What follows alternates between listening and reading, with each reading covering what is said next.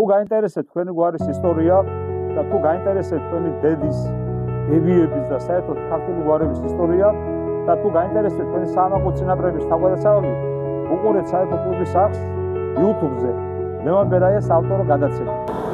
გვიყურეთ, გამოგვიწერეთ, გამოგიზამეთ ცნობები და ლეგენდები თქვენს გვარზე და ჩვენ დავამატებთ ჩვენს კოლეგებს. ერთად გავაძლიეროთ ქართული გვარები და საქართველო.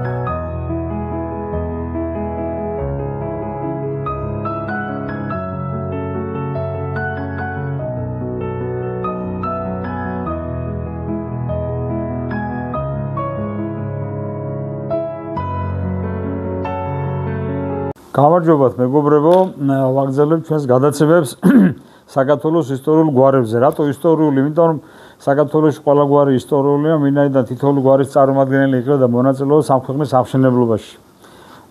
ჩვენ უკვე საკმაოდ დიდი ხანია ვიცნობთ ერთმანეთს და ძალიან ასე თქვათ მაყურებელი ძალიან აქტიურია, ძალიან ბევრს წერენ და ძალიან აინტერესებთ საკუთარი გვარის ისტორია და ეს არის ძალიან კარგი, როცა ადამიანს საკუთარი გვარის ისტორია აინტერესებს. ჩვენ ძალიან ბევრი ადამიანი სხვადასხვა თხოვნით მოგმართავს და შეძლებს დაგვარად ვეხმარები. ძალიან ბევრ ადამიანს აღმოუჩინეთ დახმარება, ძალიან ბევრი. ახლა მე წინა გადაცემებში გავაჟღერე და თქვა ძალიან ხშირად ვამბობ მაგასო ჩვენი უკუღმართული ცხოვრებიდან გამომდინარე და იმ ისტორიიდან რა ისტორია ჩვენ გამოვიარეთ და იმ ძიმე დუხჭირი ცხოვრებიდან რა ცხოვრებიდან ჩვენ ესე იგი ჩვენი ისტორია ასე ვთქვათ ომების ისტორია ჩვენ მეომარი ხალხი ვართ, მებრძოლი ხალხი ვართ და ამ ომების დროს ძალიან ბევრი ცუდის გადაგვიტანია და ძალიან კარგიც გვინახია, ბევრი კარგი გვინახია, მაგრამ უფრო მეტი უბედურება და უფრო მეტი ნგრევა და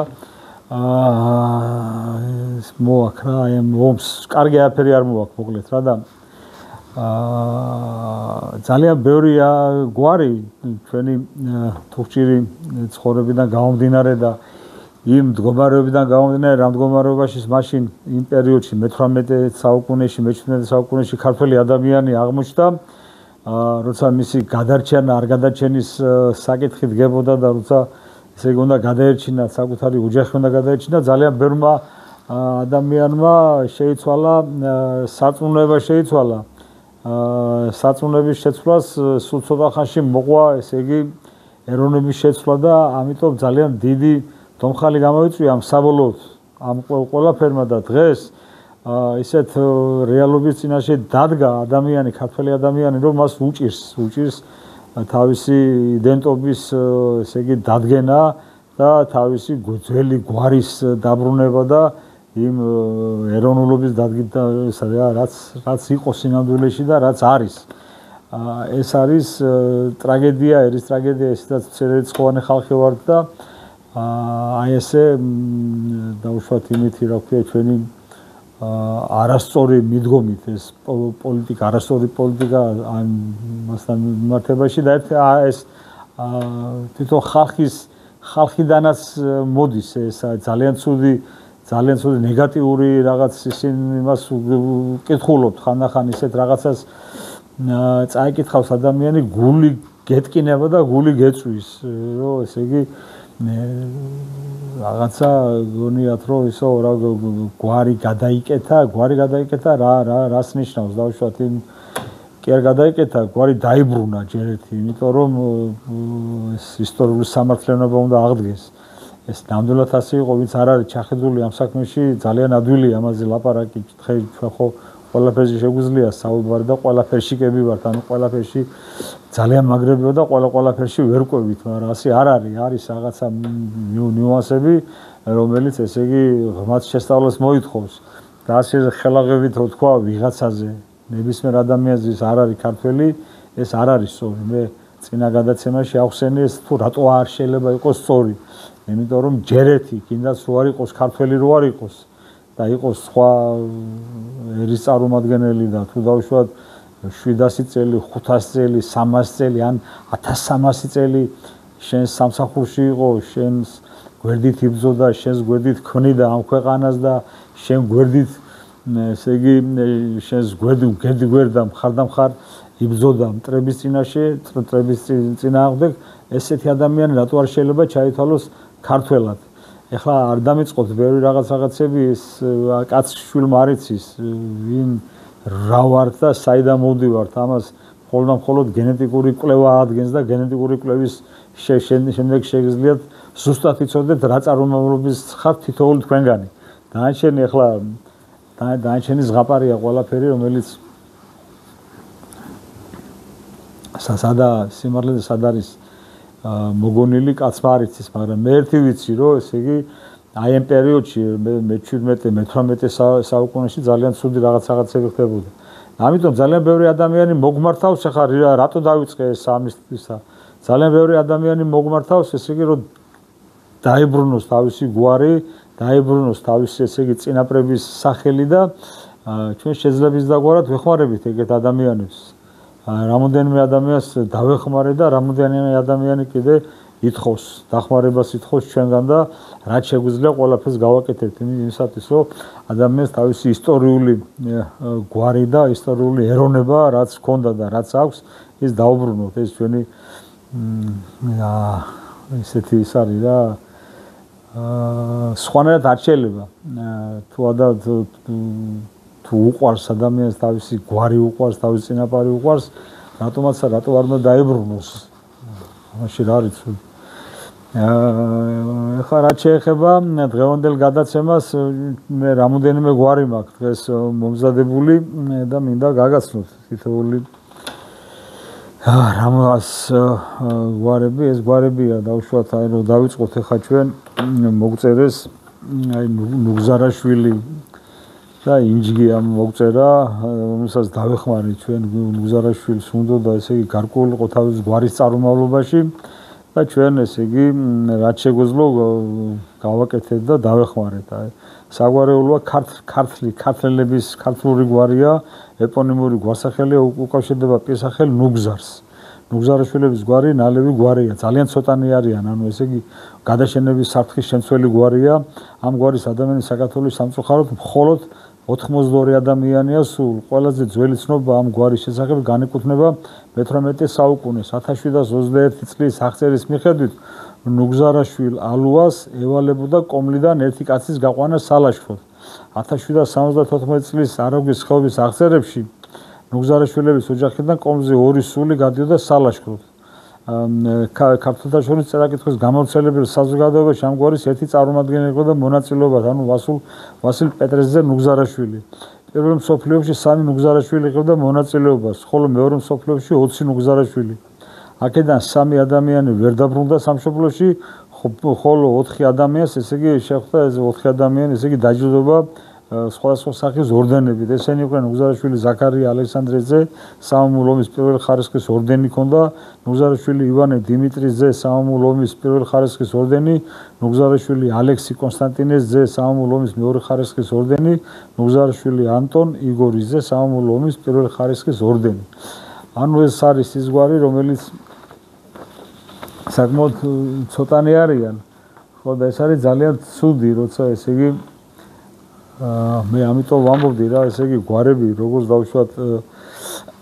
დავუშვათ კულტურული მემკვიდრეობის სხვა ძეგლები, მატერიალური ძეგლები, ასევე ჩემზე რო იყოს დამოკიდებული გვარებსაც, აი ესეთ გვარებს, რომელიც ნალევი გვარები არიან, შევიტანდი კულტურული მემკვიდრეობის ძეგლებში, იმიტომ რომ არ შეიძლება გვარი გადაშენდეს, იმიტომ რომ გვარის გადაშენებასთან ერთად ისტორიის რაღაც ნაწილი კვდება ჩვენში და ისტორიის რაღაცა ეპიზოდი, ესე იგი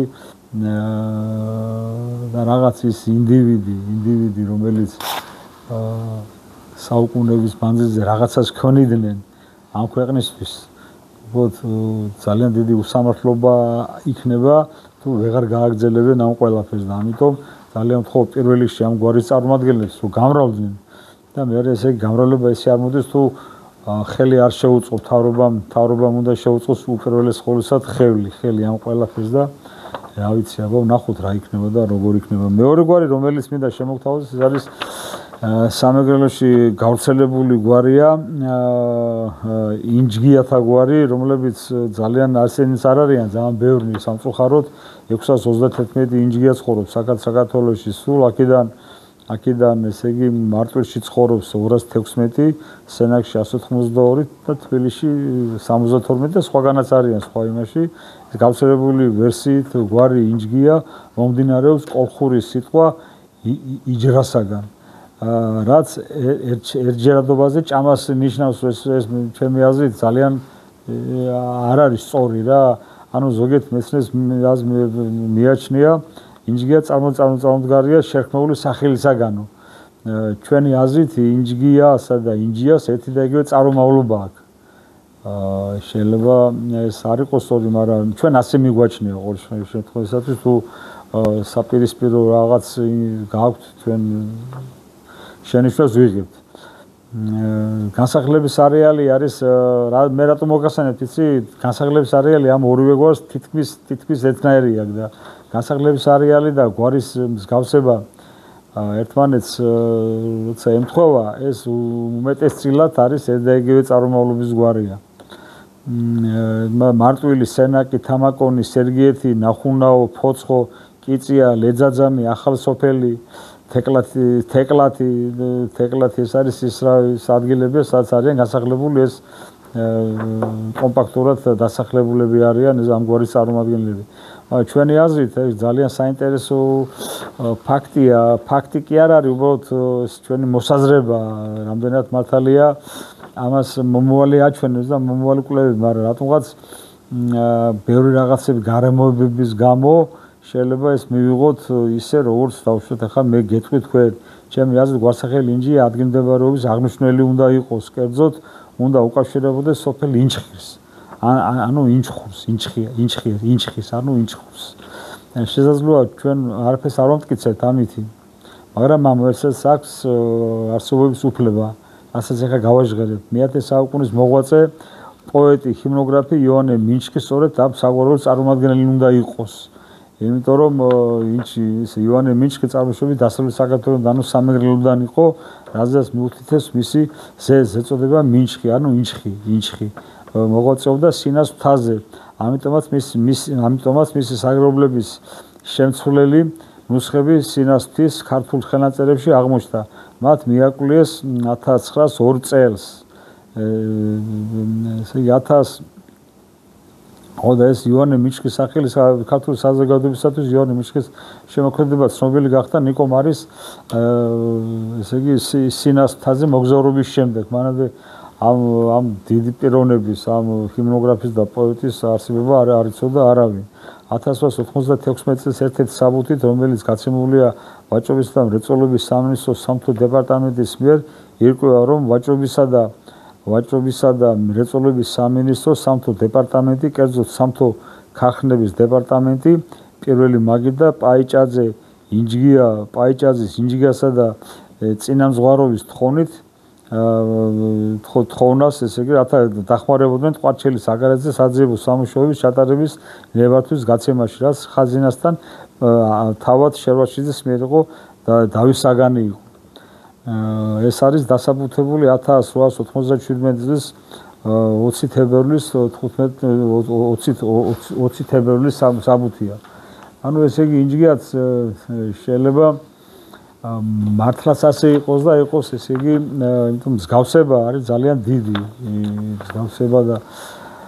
მსგავსებაც არის და ესე იგი ადგილმდებარეობით და არეალი თვითონ ესე იგი დასავლეთ საქართველოს და სამეგრელო და ინჯგია და ინჯი ესე იგი მინჩხი ეს დადგენილი ფაქტია რომ ერთ და იგივე ტერიტორიაზე ლაპარაკი. შემდეგი გვარი რომელიც მინდა გაგაცნოთ ეს არის ანთაძეების გვარი. ანთაძეები არიან ესე იგი როგორც გურულები ისე იმერლებიც არიან. ახლა მე ამ შემთხვევაში გურულ ანთაძეებზე მინდა რომ მოგითხროთ აზნაურთა გვარია შეტანილი არიან რუსეთის იმპერიის ხავერდოვან წიგნში გურიის სამთავროს კარზე ფლობდნენ მეღვინეთ უხუცესის სახელოს. აი რას წეს ამის შესახებ თედო სახოკია.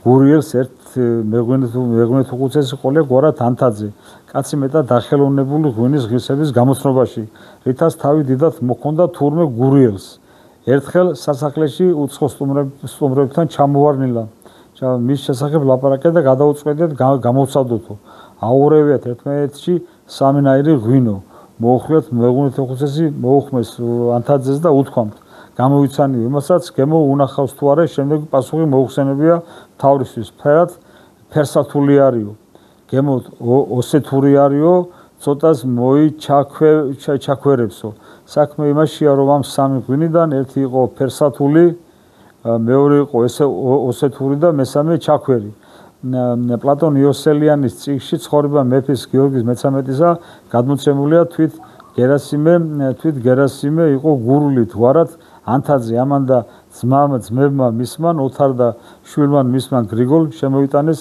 იმერული ეკლესიური გალობა საქართველოში ესენი მეფემან ირაკლი მოიხმო თბილისად და კათალიკოსმან ანტონი პირველმა უბოძა მას მამული სოფელსა აღაიანში და ესე დასახლდა იგი აქა და გერასიმე გარდაიცვალაო 1805 წელს ძალიან საინტერესო საბუთია ალბათ დამერწმუნებით და ძალიან ამ გვარს ეს გვარი კიდე იმერეთში ცხოვრობენ და იმერეთშიც აზნაურის ტიტულს ფლობდნენ. ახლა მინდა დიდებაშვილების გვარზე მინდა ესა გელაპარაკოთ. ეს არის ხელსრული წარმოშობის გვარია დიდებაშვილი გვარი ბექაურებიდან მოდის. მათი გვარი გუდამაყრის სოფელ კორტოხიდან მოდის. პირველი ისტორიული საბუთი ამ გვარის შესახებ 1662 წელს ფიქსირდება. დიდებაშვილი თანდილა მოწმე შერმაზან კერვალის მიერ კოზმან წინამძღვრის სათვის თვით მიცემული ნასხლების წიგნისა ასევე 1888 1721 1774 წლის ნარაგვის ხეობის აღწერაშია მოხსენებული მე-17 საუკუნის მეორე ნახევარში გუდამაყრიდან ხდება მათი მიგრაცია თიანეთში არაგვის ხეობაში შიდა ქართლში ქვემო ქართლში თიანეთში გადასვლის შემდეგ ამ გვარის წარმომადგენლები დაფუძნდნენ სოფელ კევლიანში მე-19 საუკუნის 60-იან წლებში კევლიანიდან ერთი ოჯახი გადავიდა სასახლეად სოფელ მარტყოფში შემდგომში მარტყოფიდან სოფელ ნორიოში და სოფელ საცხენიში თუშეთში ბაზალიში გადმოსვლის შემდეგ დასახლდნენ ადგილას რომელსაც დაერქვა სოფელი დიდებანტკარი იყვნენ საბატონო საეკლესიო გლეხები ამჟამად დიდებაშვილები ცხოვრობენ თბილისში ახალგორში ახალქალაქში ბაზალეთში, დუშეთში, თამარიში, კასპში, ლამისხანაში, მისაქციელში, ბლაშეში, მუხრანში, მცხეთაში, ნავალში, ნორიოში, საცხენიში, წილკანში, წიწამურში, ჭოპოჩი და სხვაგან. დღესდღეობით დიდებაშვილების გვარის 1934 წარმომადგენელი ცხოვრობს საქართველოში. ეს იყო სულაც დიდებაშვილების უნდა მეთქვა და ერთი გვარია კიდე ესე იგი მინდა ესე იგი გვარი შიუკაშვილები შიუკაშვილი არის მთიულური გვარია ერთი ვერსიით მთიულები არიანო და ფუძე მამაკაც სახელიდან შიოდან მოდის მაგრამ შიუკა და შიო ალბათ კრენობითი ფორმა შიოსი ასე უნდა ვივარაუდოთ ეპონიმურ გვარად შეიძლება ის ჩაითვალოს და ქსნის ხეობის სათავეში ყოფილ ადგილი რომელსაც ადრე ქვია უკანაუბანი ახლა კი ცხოვრობს შიუკანთ ეძახიან ეს შიუკანი რომლებიც შიუკაშვილებად იწერებიან დავითურებთან სახლი კაცობენ ისინი დავითურების სალოცავში ადგილის დედაში დადიოდნენ შიუკანთ გარდა აქ მოდიან სხვა სოფლებიდანაც ამ მოკლედ ჩამოთვლილია სოფლები ასევე შიუკაშვილები დავითურები ერთიგივე გვარისანი არიანო სამწუხაროდ შიუკათაშვილთა ნაწილი რუსებმა შიუკავებად ჩაწერეს საქართველოში 1752 შიუკაშვილი ცხოვრობს თბილისში 455 თელავში 458 გორში 272 1721 წლის მიხედვით აღწერის მიხედვით წრულეთში რევიშვილის ყმას შიუკაშვილის გოგიას ევალებოდა კომზე ერთი კაცის გამოყვანა სალაშქროდ შიუკაშვილებს გიორგის ბეჟუას შერმაზანას პაპუას გიგოლას ოქროას ევალებოდათ ეგარა გადაიხადა სამხედრო გზით ეს როგორ იყო ეხლა მოგახსენებთ ესე იგი აი ბოგანოები, რომ ბოგანო რას ნიშნავს? გლეხთა კატეგორიის გლეხების ერთი კატეგორია იყო, რომლებსაც მიწაწყალი თავის საკუთარი მიწაწყალი არ გააჩნდათ. ამიტომ ესე იგი ის ბეგარა რაც უნდა გადაიხადათ ბატონისთვის ზოგს ესე იგი ამუშავებდა ბატონი თავის მამულზე, თავის მიწაზე, ზოგი კიდე თავის იმას გადასახადს იხდიდა ლაშქრობის გზით. და სწორედ ეს შემთხვევა ახლა ამ შემთხვევაში შესაძლოა და სხვა შორის ერთი რაღაცა იყო კიდე საქართველოს ისტორიაში არის ამის ბევრი მაგალითებია, აი ბოგანოები და ბოგანო გლეხი, რომლებსაც არ მქონი არაფრის მქონებელები არ იყვნენ გარდა შუბისა და ხვლისა და შვილისა, ძალიან ხშირად ხდებოდნენ დაწინაურდებოდნენ ხოლმე თუ გამოიჩენდნენ თავს და ხდებოდნენ აზნაურები ხდებოდნენ. ამიტომ ეს გვარი ეს ბოგანო არანაირად დამაკნინებელი პირიქითა ძალიან ბევრი ბოგანო შემეხდებოდა, ესე იგი აზნაური ხდებოდა. მე ერთი რაღაც მინდა მოგახსენოთ, რომ შიუკაშვილი ძალიან ბევრი ის ყავდათ, რა ქვია, საეკლესიო მოღვაწე ყავდათ, ძალიან ბევრი. აი დაუშვათ მედავითნეები ყავდათ 1850 წლის მედავითი ტიბანში არის ქრისტეს ეკლესიაში ყავდათ შიუკაშვილი, გიორგი მთავარდიაკონი ყავდათ 1830-1840 წლებში. მთავარდიაკონი ყავდათ, ესე იგი თელავის ფერისვალების ტაძარში შიუკაშვილი სამსონ ლაზარის ძე, მღვდელი გახდა შემდეგ 1840 წელს მღვდელი ესე იგი ყავდა 1850 წელს კვერაცხელის ეკლესიაში თელავის მაზრაში ყავდათ. შიუკაშვილი იოანე ისაკის ძე იყო მღვდელი 1870 წელს 1871 წელს შემდეგ იყო კიდე მღვდელი 1880-98 წლებს 1894 წელს თელავის ღვთისმშობლის ეკლესიაში ყავდათ კიდე მღვდელი. შიუკაშვილი პლატონ ლაზარის ძე, მედავითნე იყო. ზაქარია შიუკაშვილი, იოანე შიუკაშვილი მღვდელი 1877 წელს. მოკლედ ძალიან ბევრი მღვდელი 1879 წელს მღვდელი ყავდათ ეგერ ილია შიუკაშვილი ველისციხეში. ანუ ესე იგი ძალიან ბევრი არის ყავდათ, რა ქვია მაგას სასულიერო პირის წარმომადგენელი. ამავე დროს ძალიან ბევრი ყავდათ კიდე ესე იგი წერა-კითხვის გამავრცელებელ საზოგადოების წევრები, ნინო მიხეილი სასული შიუკაშვილი, მწერალი, პედაგოგი, საზოგადო მოღვაწე, შიუკაშვილი არჩილი, შიუკაშვილი ეკატერინე ივანე სასული, შიუკაშვილი ელენე მიხეილი სასული, შიუკაშვილი თამარ ივანე სასული, შიუკაშვილი ივანე მიხეილის ძე, შიუკაშვილი ივანე, ესე იგი დეკანოზი ყავდათ კიდე საზოგადო მოღვაწე, სასულიერო პირები ყავდათ ძალიან ბევრი, აი დღესაც ყავთ ძალიან ბევრი ადამიანი, რომლებიც ესე იგი ძალიან აგზელებენ თავიანთი გვარის ესე იგი ისე ტრადიციებს, კაი ტრადიციებს. ერთ-ერთი საბუთის მიხედვით, აგერ გვაქვს ჩვენ საბუთი, რომელიც 1800 რომელი წელია ეს ზუსტად არ მახსოვს, ესე იგი მე-19 საუკუნის დასასრულია, როცა ესე იგი ვიღაც ყაჩაღებმა, ბანდიტებმა, ესე იგი თავდასხმა მოაწყვეს ერთ-ერთ სოფელში, ეს არის გორის რაიონის სოფელია და ჩუხურობს, ანასტას ჩუხურობს, მთელი ქონება 300 რუბლის ოდენობით წაართვეს.